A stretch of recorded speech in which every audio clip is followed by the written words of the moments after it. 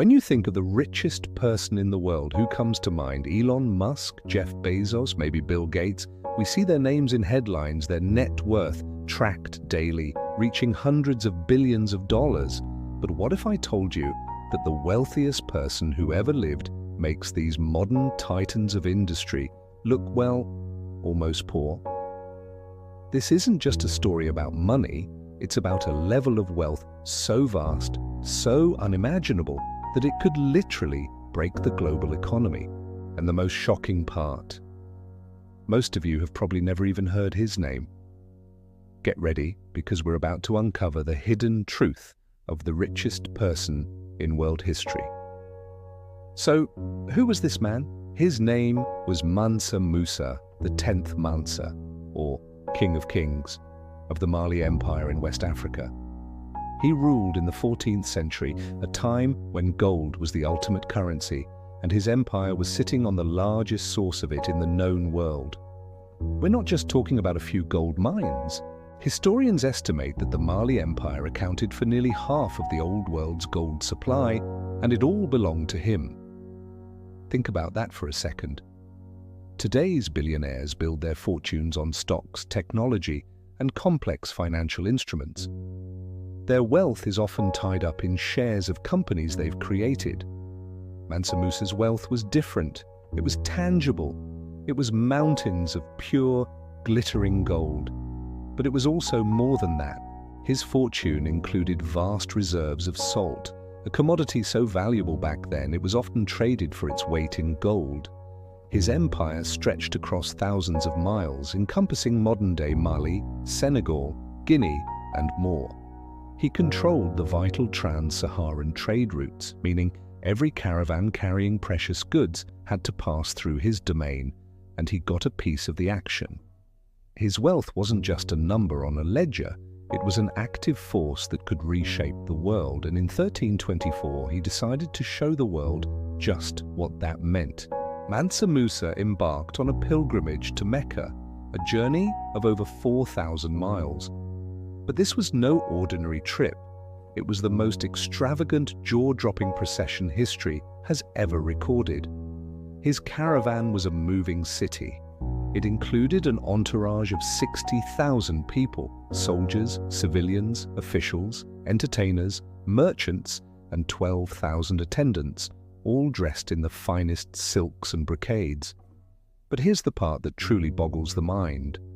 Leading the procession were 500 heralds, each carrying a staff made of solid gold. And following them was a train of 80 to 100 camels, each one loaded with up to 300 pounds of pure gold dust. Do the math on that.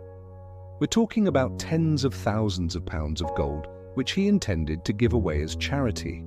He wasn't trying to buy anything, he was just handing it out to the poor and showering gifts upon the rulers of the cities he passed through. His journey took him through Cairo, one of the most important economic centers of the time. When Mansa Musa arrived, he spent and gave away so much gold that he completely flooded the market. He single-handedly caused the price of gold to plummet, and it triggered a massive inflation crisis that the entire region took over a decade to recover from. Let me repeat that. One man on a single trip had so much money that his generosity collapsed the economy of an entire region for more than 10 years. Can you imagine Elon Musk or Jeff Bezos doing that today? Their wealth, as immense as it is a fraction of what AS needed to destabilize the global financial system with a single act of spending. Mansa Musa did it by accident, simply by being generous. When economists and historians have tried to put a number on his fortune, they've consistently run into the same problem. It's impossible. How do you calculate the value of having nearly half the world's gold at your fingertips? How do you price the control over global trade routes? Some have tried, throwing out figures like $400 billion in today's money, but most agree that's a conservative estimate. The most common description of his wealth is simply incomprehensible or indescribable. He was richer than anyone could properly count. His wealth wasn't just about personal luxury, it was a tool for building a legacy. After his pilgrimage, the world knew about Mali. European cartographers began drawing his kingdom on their maps, often featuring a depiction of him, a powerful black king holding a golden nugget. He had put his empire on the global stage. He returned from Mecca with scholars, architects, and poets from across the Islamic world. He was determined to turn his cities, especially Timbuktu, into world-class centers of learning, culture, and commerce. He commissioned the construction of magnificent mosques and universities, like the legendary Djingareba Mosque and the University of Sankore, which still stand in Timbuktu today. Under his rule, Timbuktu became a beacon for knowledge, attracting students and professors from all over Africa and the Middle East. Its libraries held hundreds of thousands of manuscripts, making it one of the greatest intellectual hubs of its time. He wasn't just hoarding his wealth, he was investing it in his people, in education, and in building a civilization that would be remembered for centuries. So, if he was so powerful, so influential, and so unbelievably rich, why isn't his name as well known as Caesar or Alexander the Great? Why has history seemingly tried to bury his story? The answer is complex. Part of it is because history is often written by the conquerors.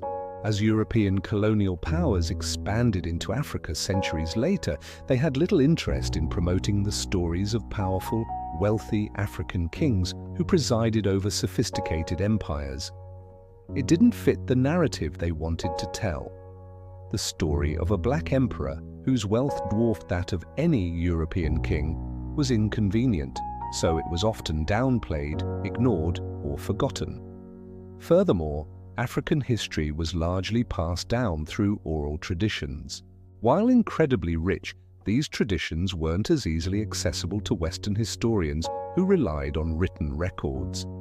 The grand libraries of Timbuktu were eventually scattered, and much of that written knowledge was lost or hidden away. The story of Mansa Musa survived, but it became more of a legend than a well-documented historical fact in the popular imagination. But rediscovering his story today changes how we view wealth and power. It shatters the modern, tech-centric view that true wealth is a recent invention. It reminds us that incredible fortunes and advanced civilizations have existed all over the world, not just in Europe or Asia. Mansa Musa's legacy is a testament to the fact that greatness can come from anywhere. His story isn't just about gold, it's about vision, leadership, and the power to use immense resources to build something lasting. He didn't just accumulate wealth, he circulated it. He didn't just build an empire, he built a center for global culture and learning. When we compare him to today's billionaires, the difference is stark. While they may launch rockets into space or build global e-commerce platforms, their impact on the fundamental global economy is contained. Mansa Musa operated on a different scale entirely. His wealth was a force of nature, like a river of gold that could nourish lands or flood them at will. So the next time you hear a debate about who the richest person in the world is, you'll know the real answer. It's not someone you'll find on the Forbes list. It's a 14th century African king who, through a combination of strategic control and incredible natural resources, amassed a fortune so large that we still can't truly comprehend it today. His story is a powerful reminder that history is full of incredible secrets and that the biggest figures are not always the ones we hear about the most. Mansa Musa was more than just rich. He was a king of kings, and his legacy is a golden chapter in the story of humanity. Thank you so much for joining me on this journey back in time. If you found this story as fascinating as I did, make sure to hit that like button and subscribe to the channel for more hidden histories. Don't forget to ring the notification bell so you never miss an upload. Let me know in the comments what other historical figures you think deserve more attention. Thanks for watching, and I'll see you in the next video.